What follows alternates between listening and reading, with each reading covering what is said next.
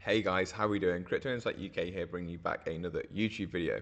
I've got a few things to talk about today, and we'll start with Bitcoin. I've been talking about this, and I know that you guys are probably bored of hearing it now, but I do think Bitcoin is ready for a little pullback. We're at the top of like the short-term range, literally banging into our recent swing high, struggling to break through, and at the same time, a rise in open interest. We're now actually above in terms of open interest, we are above where we were the last time we were at this high. So basically more people are in leverage positions here than they were last time we were in this high. And then when we lost that, you can see the pullback that we had. So I actually would expect potentially a little bit deeper pullback. And I know that's not what people want to hear. Everyone wants to be in the up only season. I do too. But I just want to tell you what I actually see going on in the markets. And that is one of the main points that I want to stress this video. I'm also looking at gold at the minute, and I want to explain what I've been seeing with gold. I said, is gold signaling a Black Swan event is incoming? Could there be something looming here? I don't know for sure, but could it be something that causes the trigger to sell off in crypto? Because gold could be basically showing us that something is going on here. I don't know what the thing is, though. This is where it's really difficult, and it sounds so stupid. It's like, people asking me what I mean. I don't know why I put 1.6 here, but I feel like the current situation with gold is similar to the yen exchange when it was at 160. I don't know why I put 1.6. I was out just walking back from the cinema and thinking about what I was thinking and why. So I mentioned on my YouTube channel that something feels different. This time something has changed, but I can't quite put my finger on what it was. It's like in the Matrix when Neo sees the black cat twice and they say, and he goes, oh, just deja vu. And then they say, oh no, that means something has changed. That's what I feel about gold. I'm not certain on what it means. I just feel like the dynamic or something has changed and something is different. I'm going to show you exactly what I mean now on the charts. This is the dollar yen. This is where I was talking about 160. On the weekly time frame, I was speaking about how we had a bearish divergence. I also talked about, which is where we've got obviously these lower highs. Look from here, lower highs in the RSI, higher highs in price action, meaning momentum is draining from the from I was going to say the project. That's going to talk about crypto too much. Momentum is draining from the currency pair so much that and prices continuing to rally, meaning that we're probably going to get a pullback soon. It was also the highest period that we've been in terms of yen dollar in terms of yen weakness against the dollar in 30 years. So I was saying like something's going on here, like something's going to change. Either we break out and we completely see depreciation of the yen and more wider issues across Asian markets, or we get intervention from the government and a pullback, and we had the intervention potentially a pullback. Although last week it does look like we had a lot of volume coming in. I didn't actually check this before I started this video. This is just an example of what I'm talking about with gold. We saw a lot of volume coming in, so this is potentially artificial, in my opinion, or institutions getting the green light to say, okay, the yen's not going to weaken too much. But then last week we saw that the Japanese government said that they're not going to raise rates, which might give people more hope in the fact that the yen is probably going to start to weaken against the dollar again. I don't know, too early to say, but my point is not about that, it's just about gold. My point is just similar to that, where I'm talking about the yen there. I don't have the experience to say exactly what I know, that I know something, exactly what I know is going to happen, sorry. I just have the structural experience in technical analysis, I guess, to say something has changed. This is gold. This is back in August 2020. We haven't broken through really, well, we've got obviously like $100 above, but we haven't broken through $2,000 for gold since, well, forever, but we've been banging our heads on it since August 2011, and then we've just broken through the start of this year, and we've absolutely ripped it from like 2,000 to 2,600. That's now like a 30% move on gold, and if gold was at like a $10 trillion market cap or $12 trillion market cap, that's like, it's like a $6 trillion move in gold. So it's a big push. It's a big push. If it's at 12 trillion, it's obviously like a $4 trillion move. But let's say it was at 13 or 14. It's around $6 trillion that we've added into gold this year, and that's a lot of capital.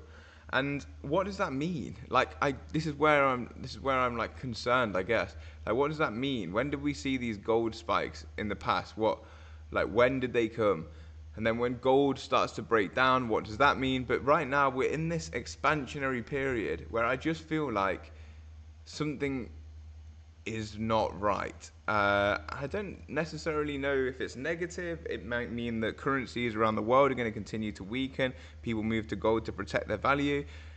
But historically, when gold rallies, it means that people are concerned with something in the markets. Again, that could be currency. And if it's currency, it's bloody great for assets. But it also could be the market telling us that something's going to happen in terms of geopolitical uncertainty or financial issues or like any host of whatever you might be able to imagine. Gold is this asset that people retreat to when they're worried about other things. So it signals to me that something probably not great is going to happen, because otherwise people would have they'd be fully allocating or more heavily allocating to assets like stocks. But then you could also imagine, you can also argue at that same time that equities are at all-time highs. It's a difficult market. The only thing, and the real reason I just bring it up so much about gold, is just because we haven't managed to break above 2,000 for like 20 years, and now we've done it this year. And everyone's saying, yeah, because gold price is suppressed, or like because gold's a store of value and monetary inflation's going to come back, and all this sort of stuff, and people don't know what to do. I understand all of that, but why now in 20 years is gold breaking out? That's just something to take into consideration, and I don't know the answer. Like I'm sitting here telling you I don't know what the answer to that is. But looking back at Bitcoin, I do think we're going to have that pullback. I do genuinely believe that we're going to have a pullback here for Bitcoin. People getting bullish at like the top of the range or the local swing high, and there's a lot of volume coming, a lot of open interest opening. People getting into long positions too late into the push, in my opinion. Similar with Sol, although Sol has actually lost a bit of that open interest. So I've been talking about Sol a lot, but it's still heavily positive in terms of funding. ETH is a little bit different. I checked ETH earlier. It's not too positive in terms of funding, and open interest isn't gaining a lot, but price has actually gained quite a lot in this period. ETH's something to watch. Like, I feel something weird's happening with ETH as well. Bitcoin, open interest is as high as it was at like, oh, look, if we look on this Velo chart, we can see open interest is as high as it was when we were at 69k, and we're only at 63. Be careful here, guys. There is liquidity above us. I've been drawing on this as well. There's liquidity above us, so I would expect that we might touch into this zone here between 65.2 and 66.7 before then seeing a pullback. Could we come all the way down to 46, 47k?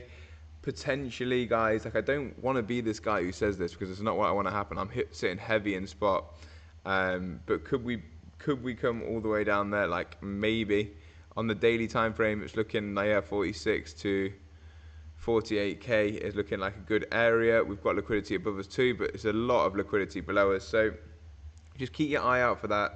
Don't get caught on the wrong side of the trade here, is basically what I'm saying.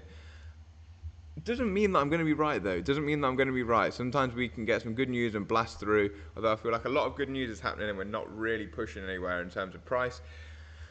XRP ETH also not looking amazing right now, although right now, as I say that, we are actually getting a bullish divergence on the XRP ETH 4 hour, where we're setting a lower low but a higher low on RSI, which is a good thing to see. But we did set we have actually set a low recently, although you could argue that this is a continuation of higher lows, but we did actually break this, invalidate this pattern here and set a lower low. So it's definitely something to watch. It's that's not an amazing sign, but XRP Bitcoin still holding its range lows, and we're still chopping against Bitcoin itself. If we look at XRP in terms of against the dollar, candles look a bit strange. Again, like, I don't actually feel too negative about XRP. I do feel like there's a possibility we come down and test this area here between 47 and 45 cents if we get this pullback in Bitcoin. You can see it more clearly here. We have that open body on that candle I've just shown you between 47 and 45 cents. So be aware that that could be an area that we touch, unless and I think structurally XRP looks different to a lot of alts like Solana, for example. Unless we start to get this breakout now for XRP, and XRP continues to make some moves in terms of market share. Because if we look at XRP dominance, we're right at resistance. We're still banging our head on this resistance, but holding the range. If we start to break through here, like XRP will continue to take dominance as other alts maybe potentially fall, but we could still chop in this range for a while or come down. And that's fucking the worst TA ever. I understand that, but I'm just trying to say to you guys, I think Bitcoin's coming down. Personally, I think gold is telling us something is happening out there. I think XRP looks structurally different to them, but I I struggle to fathom that if Bitcoin does properly puke, which I think it could do, because of the gold thing, because of the liquidity, because that everyone's getting bullish at the top of a short-term range, and because of the open interest, if Bitcoin does puke, like I can't see a world where XRP rallies into a Bitcoin puke. I could be wrong, but my thesis is that I think we rally into election, and right now we've got like a month and maybe 2 weeks until the US election. So we've got a month and 2 weeks until I think we're at the latest going to be bullish. So for my thesis to be right, we've probably got to see quite a sharp pullback in Bitcoin. Maybe that's what I'm saying. Maybe gold's telling us there is going to be a sharp pullback in equities and Bitcoin, or something's wrong. The Fed are also potentially indicating that because they've obviously come out and cut 50 bips.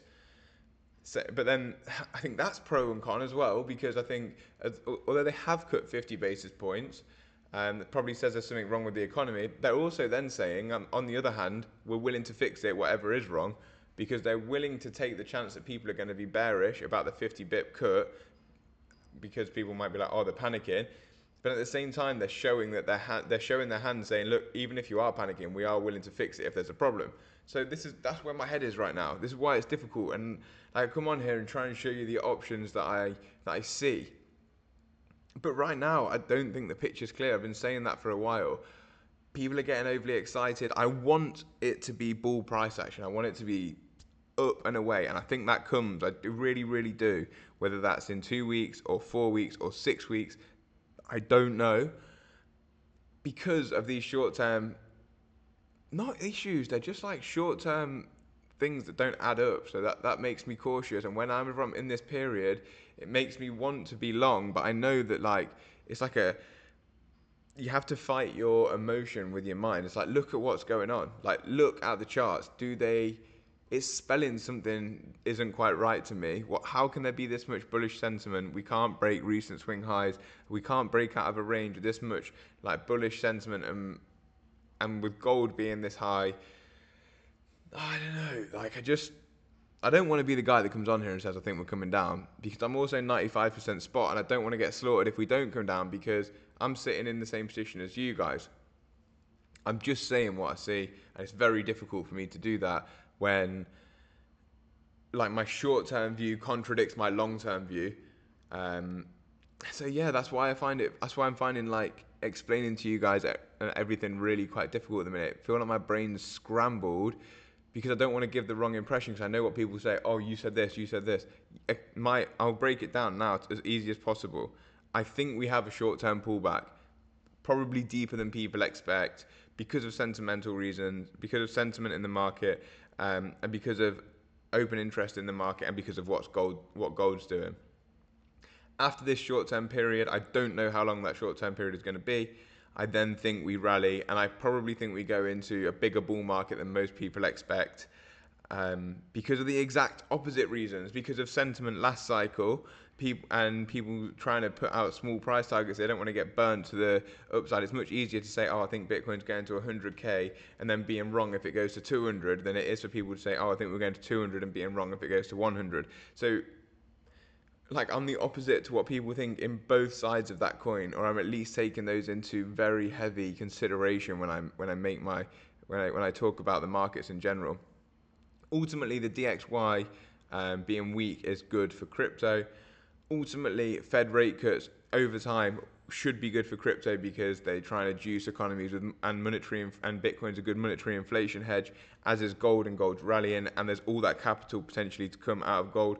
Ultimately, elections are good for crypto, as again they want to juice markets and rally, and after the election probably still going to be decent because whoever gets in, they will still want to juice markets into their first few terms, or their first few months as the new president. Probably more bullish if we get Trump, if he sticks to his word. Although Harris yesterday did say that she would endorse crypto essentially, and she wants crypto and AI to be part of the US going forward. So, oh, my computer's froze. I just spoke for that long. So I hope you can understand what I'm saying. Let me know if it doesn't make sense in the comments. Peace up, A-Town Down, as Crypto Insight UK would say. If you enjoyed the video, please do share with a friend.